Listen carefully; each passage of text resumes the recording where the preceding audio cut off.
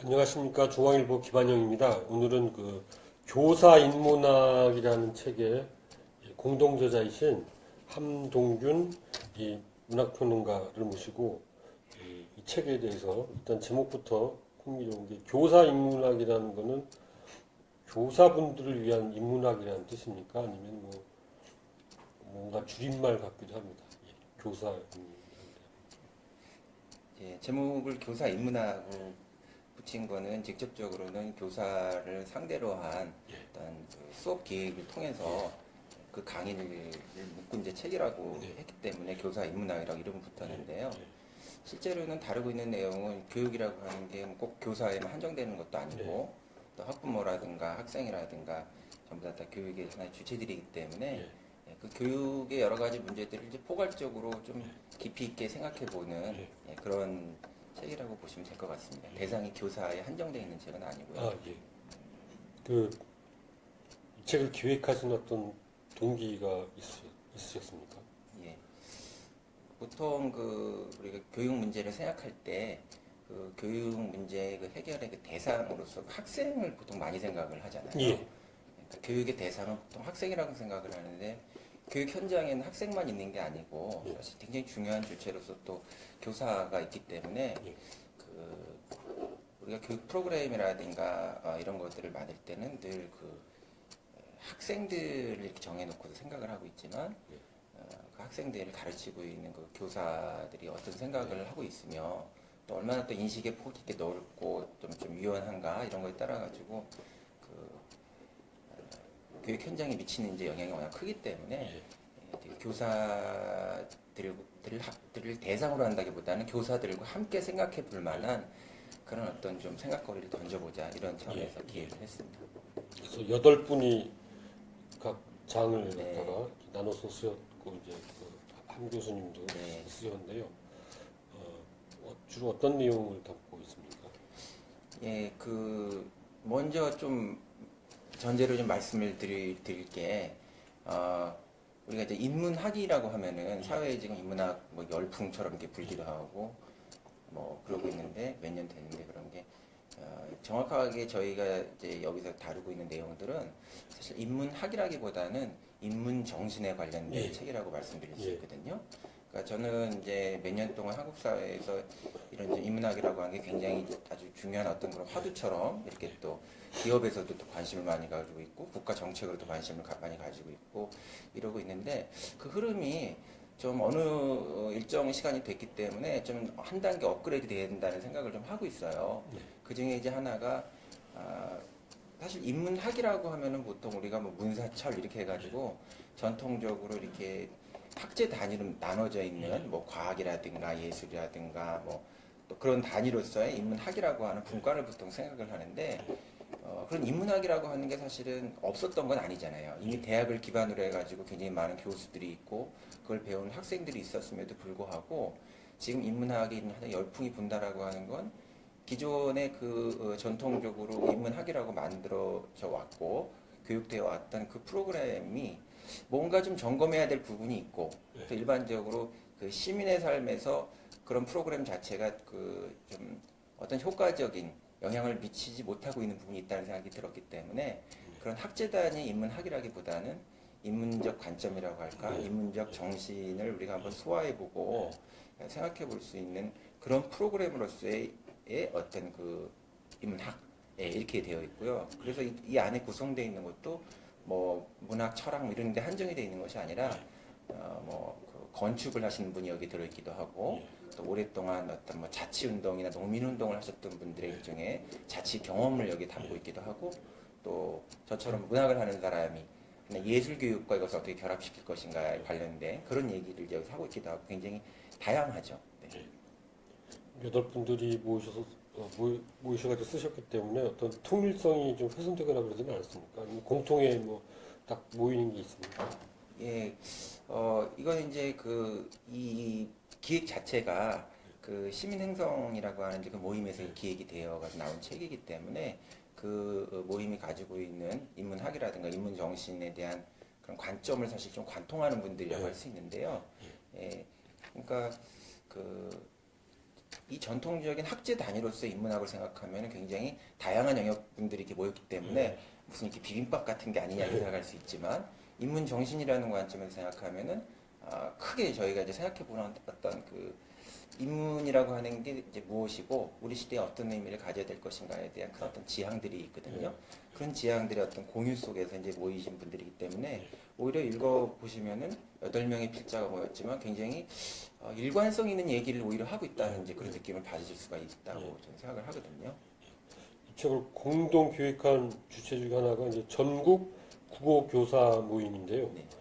그러면 거기 모임의 그 멤버들은 몇 분이나 계십니까? 전국 국어교사 모임은 그 이제 국어 교과 그러니까 어느 학교나 이제 그 교과 과목에서 보면 국어 선생님들이 제일 많으시잖아요. 네. 그러다 보니까 이분들이 이런 교과에 좀 이렇게 좀 심화, 좋은 교육을 하겠다고 이제 모이신 분들이어가지고 이 국어 교사 숫자가 많다가 보니까 제일 전국적으로 그냥 제일 큰 모임을 가지고 있고요. 제가 정확하게 그 언제 결성된지 모르지만 꽤 오래된 어떤 교과 모임이에요. 그래서 이제 이 선생님들하고 이제 시민행동이 같이 좀 어떤 교육에 대한 새로운 생각을 좀 한번 짜보고 디자인해보자는 그런 차원에서 이렇게 기획을 하게 된 거죠. 예. 근데 이제 그 결국은 이 초중고 현장에서 그 교사 인문학을 다루고 있는 거죠.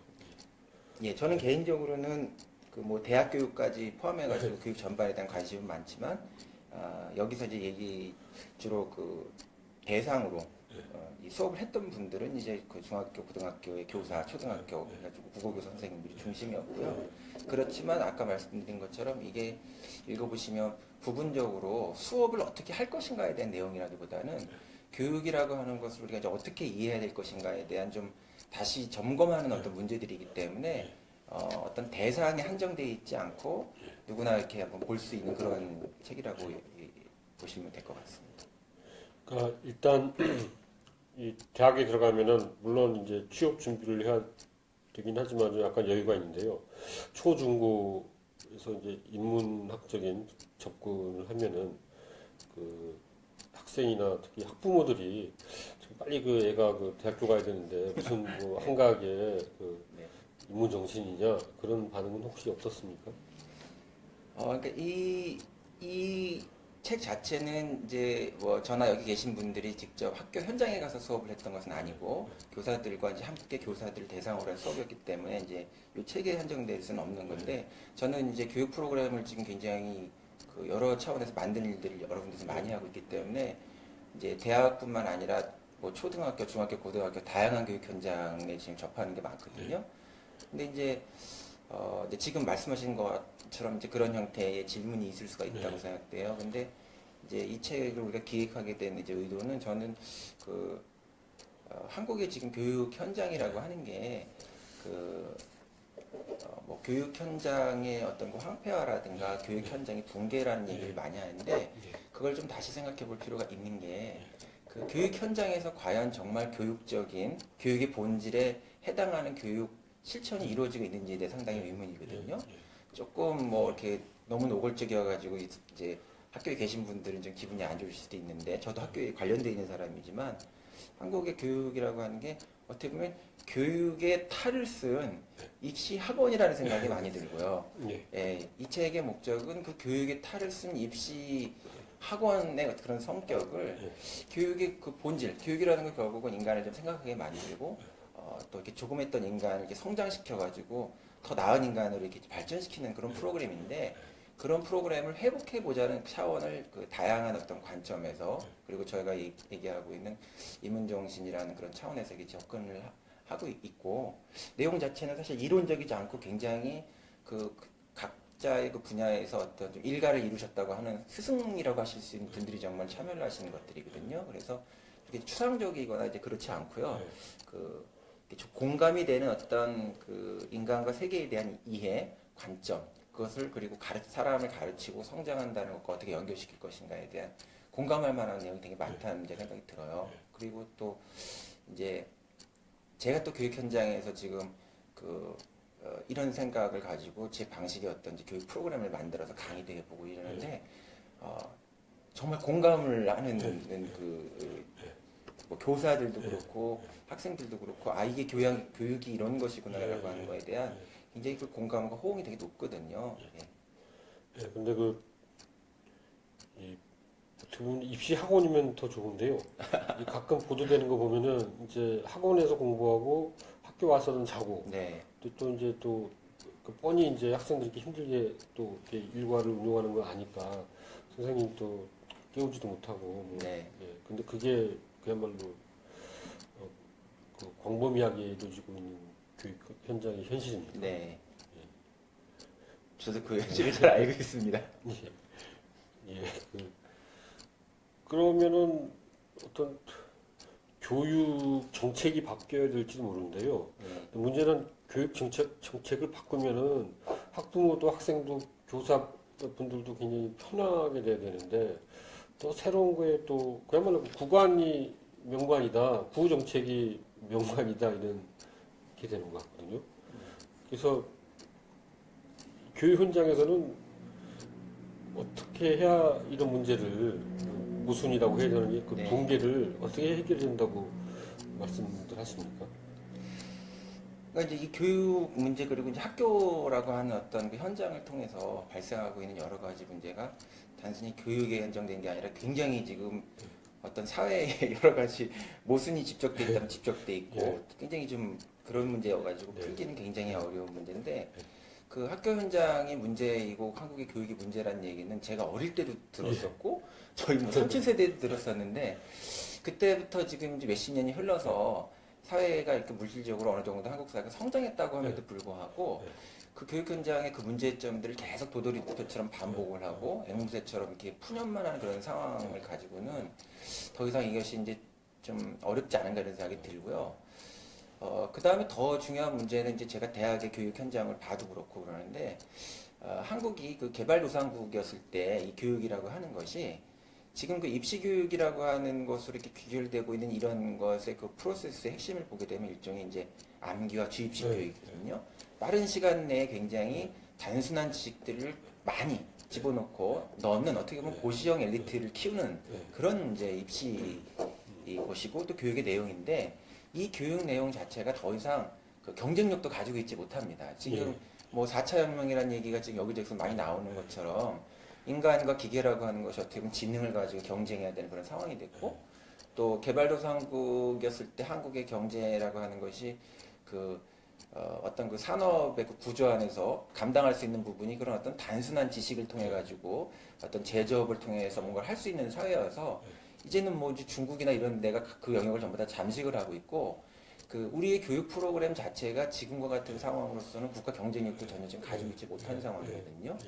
그래서 이 부분은 정말 그 우리가 살기 위해서라도 지금 대전환을 좀 모색해야 되는 차원이라고 생각이 되고요. 그 다음에 제가 좀 이제 오해가 있을 수 있기 때문에 보통 그 분들이 인문학이라고 이렇게 얘기를 하게 되면 이거 무슨 뜬구름 잡는 얘기 뭐 인간과 뭐 역사와 어떤 정신에 대한 이런 얘기가 아니냐 이렇게 생각을 하는데 제가 다시 좀 반복을 드리는 것 같지만 여기서 이제 인문적 관점과 인문적 시선에 대한 얘기인데 이거는 어떤 그 정신적이고 가치적인 측면만 얘기하는 것이 아니고 인간의 창의성이라든가 자기 개발의 어떤 능력이라든가 또 자기의 능력을 잘 발휘할 수 있게 하기 위해서는 이 사회가 어떻게 변하는지에 대해서 명확하게 알 수 있어야 되고요. 그런 어떤 나, 너, 우리 공동체를 포괄하는 여러 가지 삶의 문제에 대한 좀 꼼꼼한 따지기라든가 깊이 있게 보기라든가 또 크리에이티브의 능력이라든가 이런 것들을 좀 더 포괄하는 개념으로 제가 이제 이 얘기를 하고 있기 때문에 그 부분이 이제 뜬구름 담는 얘기를 제가 하게 되면 아니라고 생각이 듭니다. 그러니까 입시 위주의 교육하고요. 어떻게 보면 지금 현재 어떻게 되는지 모르지만 전교조 중심의 어떤 교육에 대한 관점에서 양대 뭐 그런데 산맥이라 할 수 있는데 이 교사 인문학의 저자들과 또 이런 문제에 관심 갖고 있는 교사들은 두 캠프 중에 어느 쪽이 더 가까운 거야? 아니면 제3의 길을 하고 있는 저는 그 제3의 길이라 하거나 뭐 그런 건 전교조에 더 가깝습니까? 뭐 그렇게 말씀을 드릴 수는 없고요.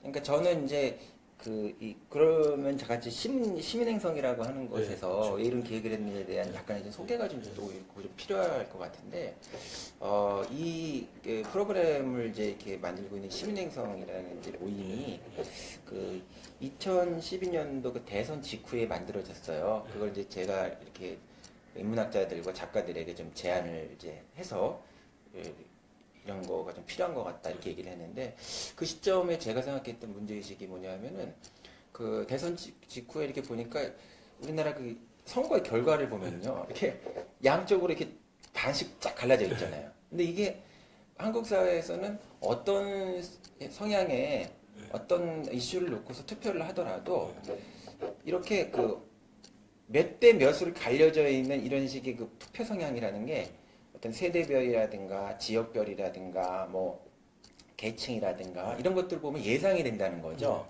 그 예상이 된다라고 하는 거는 실제적으로 삶의 그 문제, 우리 사회의 문제에 봉착한 그 문제들을 직접 보고서 그것에 따라서 이렇게 따져보면서 이런 사람이 좀 잘했으면 이렇게 좀 주기도 하고, 이런 정책이 못했으면 그걸 또 비판하기도 하고, 이런 식의 판단의 근거를 가지고 사람들이 생각이 움직여야 되는데, 늘 그렇게 예상되는 형태의 투표 성향을 제가 보면서 생각했던 거는 이거는 생각하지 않는 사회라는 생각을 했던 거거든요. 그래서 저는 그 이 시민행성이라는 이제 모임의 좀 지향점 같은 그런 건데, 그 인문학이라고 하는 것을 여기서 정확하게 하면 인문적 관점, 인문정신이라는 걸 매개로 해서 좀 시작하는 NGO라면 NGO인데 이런 것도요.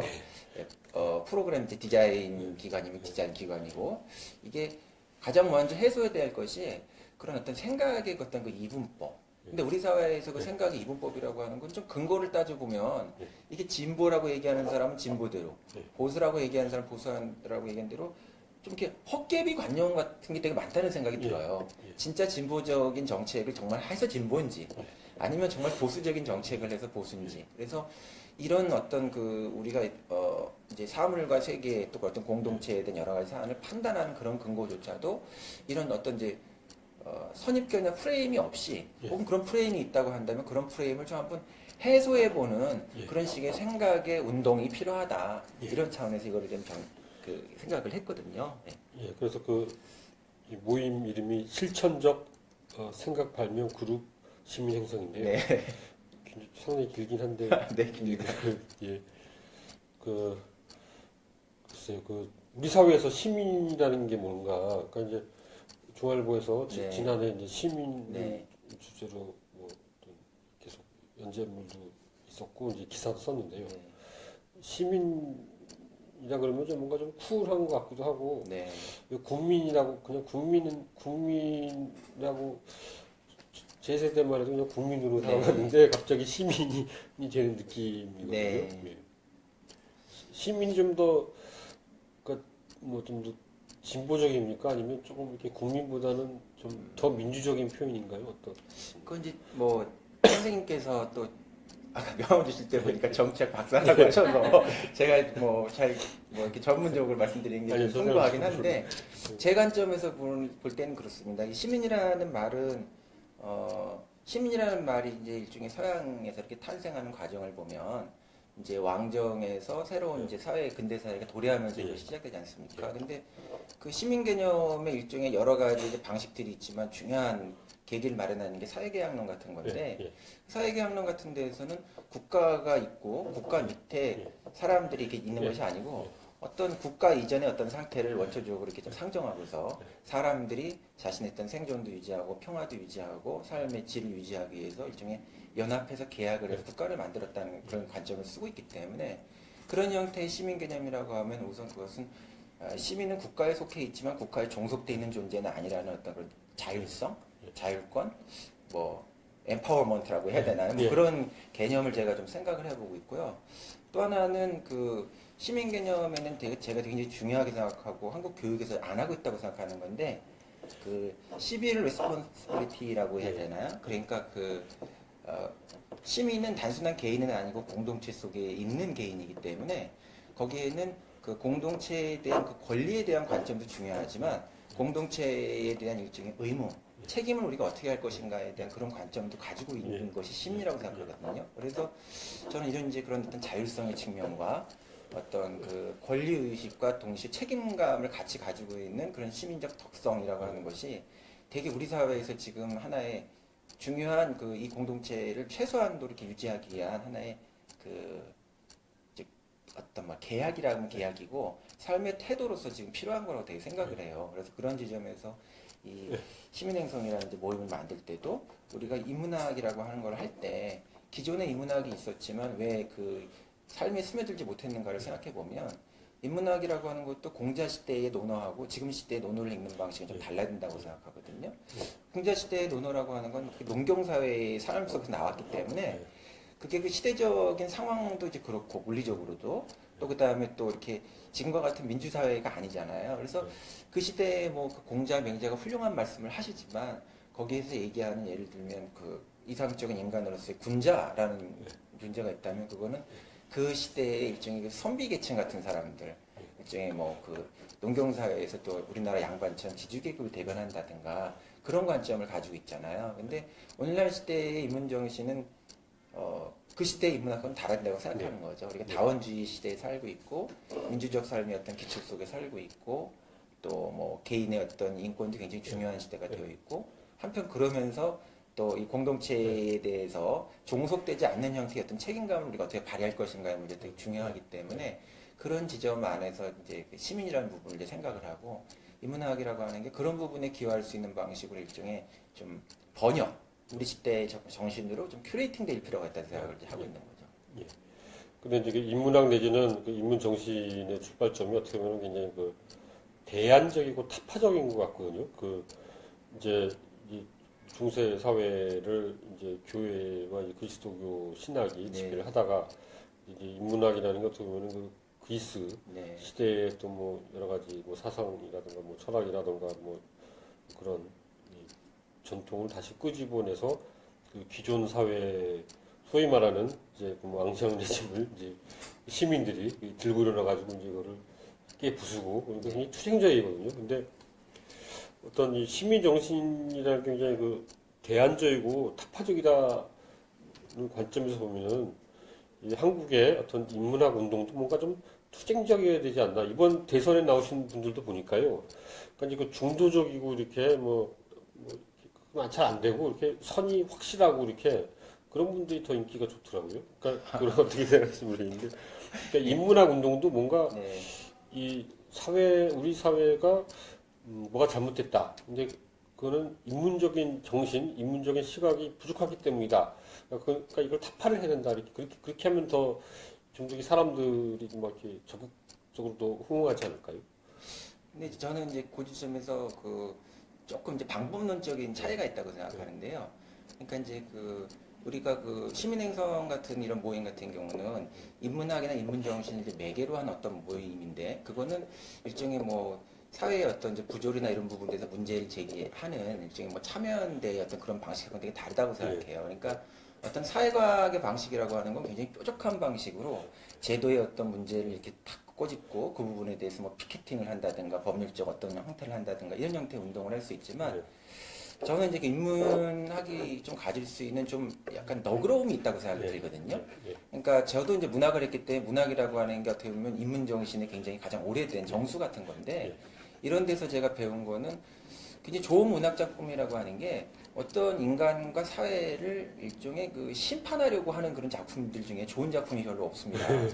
그러니까 그거는 그 나하고 굉장히 다른 사람들을 심지어는 그 정치적으로뿐만 아니라 아주 인간적으로 굉장히 이상한 그러니까 좋은 문학 작품은 괴물 같은 인간들에 대한 얘기가 굉장히 많고 악인들이 많이 등장을 하는데 한국의 이제 문학 교육 같은 것들도 좀 제가 문제라고 생각이 드는 게 가령 뭐 비사감과 러브레터에서 그 비사감 얘기 같은 것들을 지금 문학 교육에서 가르치는 걸 보면 그 소설을 풍자 소설로 가르치거든요. 그러니까 비사감이라고 하는 그 어떤 그 여자의 위선을 비판하려고 풍자하려고 이 작품을 작가가 썼다고 얘기를 하지만 실제로 제가 비평적인 관점에서 그거를 이렇게 잘 보게 되면은 그거는 비사감이라는 어떤 그 여자의 위선을 풍자하고 심판하려는 것이 아니고 그 유명한 얘기니까 내용은 설명하지 않겠지만 그렇게 굉장히 표면적으로 보면은 성격이 안 좋아 보이고 차가워 보이는 여자도 사실은 우리와 똑같은 형태의 어떤 인간이고 사랑받고 싶어하는 인간이고 연애하고 싶어하는 인간이다라고 하는 인간의 여러 측면을 이해하게 함으로써 어떤 공존을 가능하게 하는 이제 그런 프로그램이라고 생각이 들어요. 그래서 이 교사 인문학에 대한 내용도 그렇고 시민 이제 행성에서 지향하는 그런 부분들도 사실은 어떤 투쟁적 성격을 가지고 있다기보다는 그런 이제 다른 생각들을 우리가 어떻게 이해하고 공존시킬 것인가에 대한 그런 프로그램을 이제 우리가 좀 만들어야 된다. 그리고 그런 프로그램들은 교육의 프로그램이지만 동시에 더불어서 교육이라고 하는 게 이런 사회의 어떤 그런 측면하고 같이 갈 수밖에 없기 때문에 이런 이제 교육 혁신의 문제가 사회 혁신의 문제하고 어떻게 결부될 수 있는가에 대한 그런 사회 디자인도 역시 같이 해야 되는 그런 형태의 고민들을 많이 하고 있거든요. 그렇게 좀 이해해 주시면 좋을 것 같아요. 그래서 이 교사 인문학을 읽고 이 독자분들의 그 초기 반응이 네. 어떻습니까? 이게 나온 지 얼마 안 됐죠? 네, 뭐 제가 초기 반응을 이제 많이는 잘 모르고요. 그 반응을 많이 할 수 있게끔 해달라고 제가 출연했습니다. 출연했는데 읽어보신 분들은 지금 제가 이거를 서문 쓰고 이제 하느라고 전부 다 꼼꼼하게 당연히 읽었는데 정말 그 책 내용이 참 좋다고 생각이 들고요. 그냥 교사분들도 그냥 크게 이거에 대한 기대 없이 보셨다가 네. 너무 여기에서 약간 그 뒤통수를 때리는 얘기들이 너무 많은 거예요. 예를 들면은 맨 앞부분에 이제 황현산 선생님의 주체성 교육은 인간을 어떻게 억압하는가 이런 글이 있거든요.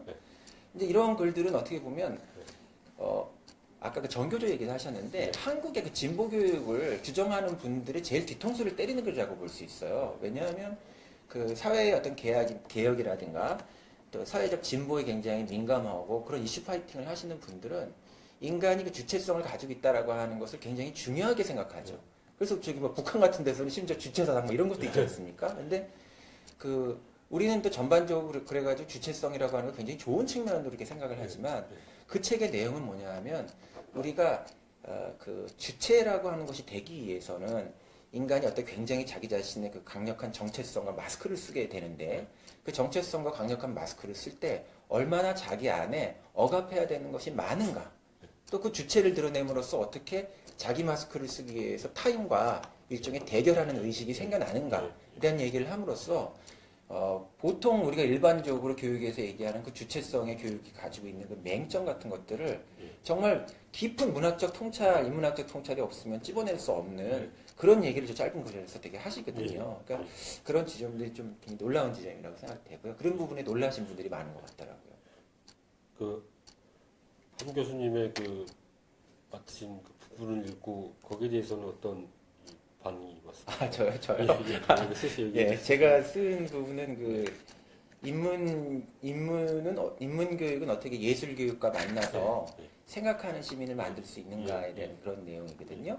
이제 그거는 제가 좀 이게 한국뿐만 아니라 전 세계적으로 저는 하나의 흐름이라고 생각하는데 그 사회의 그 일종의 그 이노베이션이 일어날 때 어떤 인문학적 통찰, 예술적 어떤 감성, 표현력, 그 다음에 어떤 기술, 과학 기술에 대한 이해, 이 세 가지의 결합 안에서 뭐가 나타날 거라고 저는 생각을 해요. 그래서 새로운 우리가 학교를 만들다거나 미래의 교육을 디자인할 때 이 세 가지를 굉장히 고려해야 된다라고 하는 게 제 관점이고 그런 방식의 제 프로그램에 대한 생각을 많이 구상하고 있는데 이것도 이제 그런 구상 속에서 나온 것이고요. 그 핵심적인 요점은 일종의 이것도 좀 허를 찌르는 이제 얘기인데요. 보통 제가 그 예술학교, 제가 이제 디자인학교, 무슨 뭐 예술학교 이런 데서도 강의를 좀 오랫동안 한 곳도 있고 그런데, 그런 데서 보게 되면 우리가 그 한국 사회에서 그런 예술학교도 그렇고, 사회에서 그 크리에이티브에 대한 얘기들이 되게 많지 않습니까? 창의성, 창조성을 얘기를 하는데, 그 창의성과 창조성을 얘기할 때는 보통 새롭다는 것에 대한 굉장히 강박을 가지고 있는데, 제가 이 책에서 얘기하는 것은 새롭다는 거는 그 자체로 하나의 선이 아니고, 새롭다는 게 그 자체로 만약에 선이라고 하면 오래되고 낡은 것은 그 자체로 악이라는 얘기가 되기 때문에 저는 그런 건 아니라고 생각하거든요. 그럼 새로움이 왜 중요한 것인가에 대한 질문을 우리가 던져봐야 되는데 한국 사회는 어떤 예술학교에 심지어는 제가 그 교장이라든가 또 기관장을 만나도 크리에이티브에 대한 프로그램을 저희가 의뢰하시면서 왜 새로운 게 중요하다고 생각하세요? 되물으면 그분이 대답을 잘 갑자기 못해요. 근데 사실은 그 새롭다는 것 자체에 대한 강박 그런 게 이제 우리가 있다고 생각하고 그게 중요한 것이 아니고 사실 새롭다라고 하는 거는 대부분 잘 보게 되면은 그 사람들이 관성적으로 보아왔기 때문에 잘 보지 못했거나 오류를 가지고 있던 것들을 좀 더 뚫어져라하게 쳐다보거나 뒤통수를 보거나 아니면 거꾸로 뒤집어 봄으로써 그걸 발견해 주는 시선이거든요. 그러니까 저는 이 크리에이티브라고 하는 것은 사실 새로운 것이 아니고 정확한 것이다라는 이런 얘기를 하고 있어요.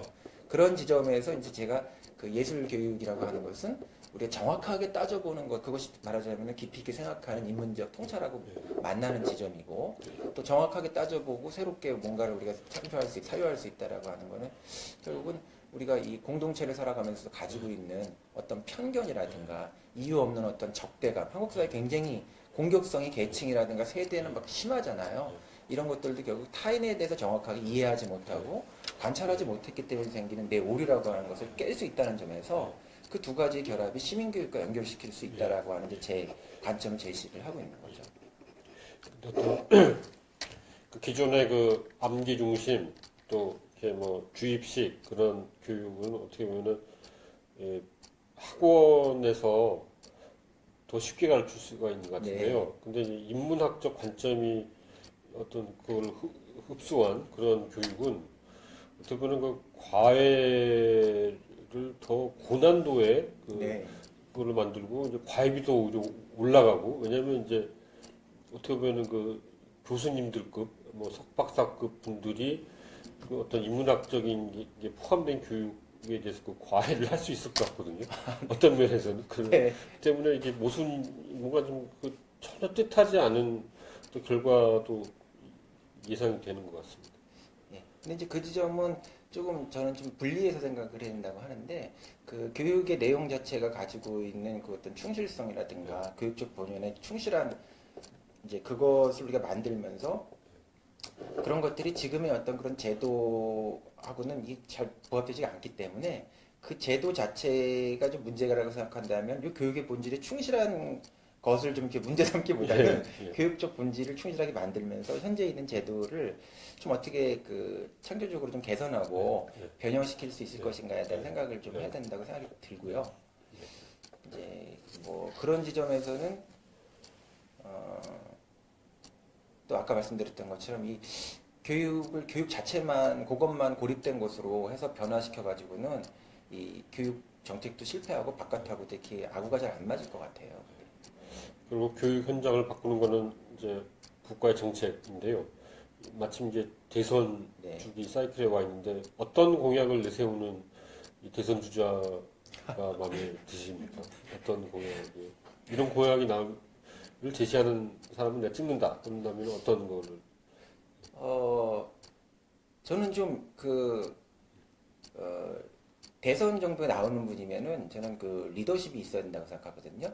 근데 이제 한국 교육의 제일 지금 망가진 부분이 전 리더십이라고 생각해요. 지금 우리 지금 뭐 이렇게 촛불 시위, 대통령 탄핵 국면에서도 보지만 그 굉장히 공부 잘하는 고시형 엘리트들이 어떤 사회적 포지션을 가진 상태에서 공공성을 좀 발휘하지도 못하고 또 그 삶의 어떤 그런 뭐 관성을 계속 답습하면서 창조성을 좀 만들어내지 못하고 있는 이런 상황인데 여기에서 그 리더라고 한다면은 국민을 좀 설득시킬 저는 그런 그 기술도 필요하고 그런 좀 배포가 있어야 된다고 생각하거든요. 근데 한국의 그 대선 주자들은 이제 눈앞에 자꾸 표를 생각을 하면서 이런 공약이 뭐 후보들한테 다 표로 이렇게 선산이 되는 거죠. 저는 이제 그런 리더십은 좀 지향이 된다고 생각을 하고 교육 문제에 있어서 이제 최근에 이게 뭐 특정 분을 거론해서 좀 죄송한데 그 박원순 시장이 일종의 교육 대통령이 되겠다라고 하는 그런 공약을 제일 먼저 이렇게 좀 눈에 띄게 이렇게 했다가 이제 들어가셨는데 그분이 이제 탁 나오셔서 그 서울대를 폐지한다. 이런 이제 이거를 보게 되면서 그분이 이제 사회의 일종의 그 소셜 이노베이터 같은 분이었잖아요. 근데 교육 문제에 대해서는 생각보다 그렇게 깊이 생각을 잘 못하신 것 같다는 생각이 들어요. 그런 구호는 사실 어떻게 보면 굉장히 선동적일 뿐만 아니고 현실성도 없을 뿐만 아니라 저는 창의성도 없다고 생각하거든요. 그런 얘기들은 사실 10년 전, 20년 전부터 나왔던 얘기고 그게 뭐 그 어떤 학교를 특정하게 폐지한다고 해서 다른 부분이 어떻게 될 것이냐 생각해 보면은 그런 건 아닌 것 같고. 근데 제가 이제 하나 좀 당부를 좀 대선 주자 이런 분들이 혹시 이것을 보시면 좀 당부드려보고 싶은 거는 그 아까 전 말씀드렸던 것처럼 지금 현행의 그 한국 교실에서 이루어지고 있는 이런 교육적 형태 그리고 그거는 초중고등학교만 그런 게 아니라 대학도 마찬가지거든요. 대학도 저는 한국에 거의 지금 경쟁력이 없다고 생각을 해요.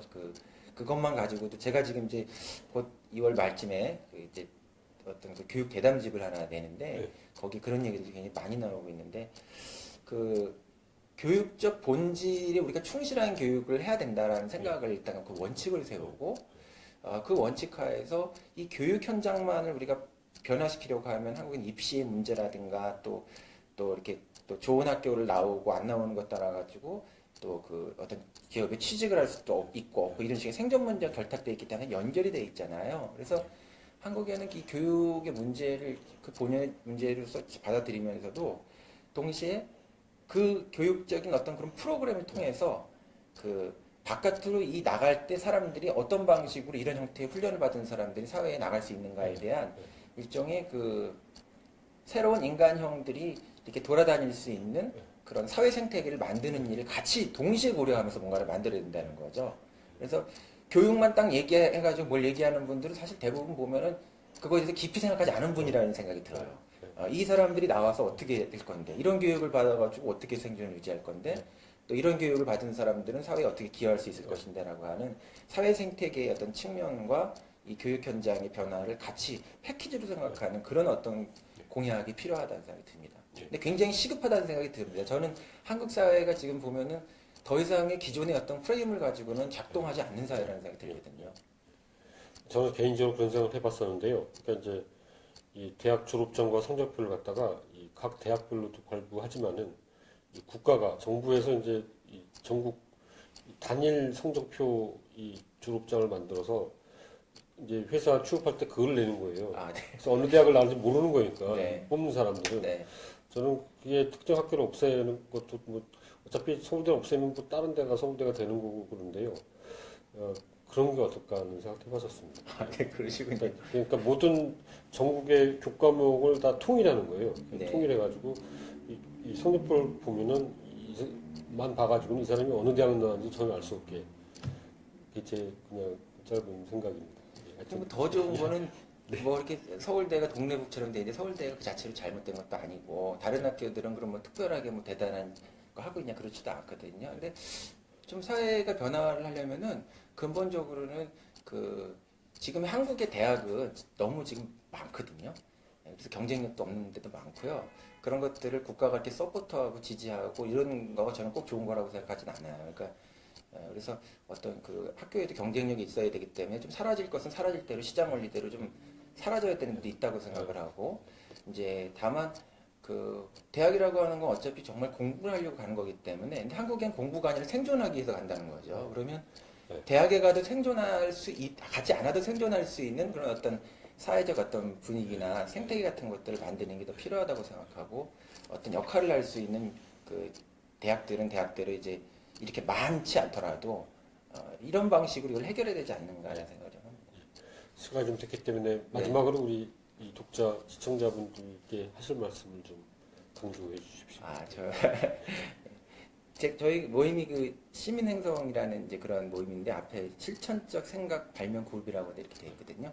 앞에 실천이라는 말이 이제 붙은 거는 이제 그 지금 인문학 열풍이 이렇게 많이 불고 있기도 하고 그 다음에 대학에 이제 전통적으로 인문학이라든가 사회학이라든가 공부할 수 있는 베이스가 많이 있음에도 불구하고 이런 형태의 어떤 흐름들이 생기는 거는 우리가 알고 있는 공부, 우리가 배운 공부, 지식이라고 하는 게 삶과 어떤 연관을 맺는가라는 그런 질문에서 기존의 어떤 그런 좀 방식들, 지식이 유통되는 방식이라든가 수용되는 방식이라든가 교육 방식이 좀 흡족한 역할을 못했기 때문에 그런 일이 있었다고 생각을 해요. 그래서 그 지식과 어떻게 보면 삶의 분리, 암과 삶의 분리를 우리가 어떻게 해소할 것인가가 개인의 어떤 퍼스널리티를 어떻게 발전시킬 것이냐는 측면뿐만 아니라 그 국가 경쟁력, 공동체의 어떤 창의성 이런 거에도 굉장히 큰 영향을 준다는 생각에서 이런 부분들을 어떻게 통합할 것인가에 대한 그런 어떤 그 혁신의 문제를 좀 공부를 좀 해야 되지 않을까 생각합니다. 예, 감사합니다. 예, 오늘은 그 교사 인문학 공동 저자이신 함돈균 이 문학평론가 겸 현재 그 고려대 연구교수로 계신 한 박사님하고 이제 말씀을 나눠봤습니다. 예, 감사합니다. 다음 주에 뵙겠습니다.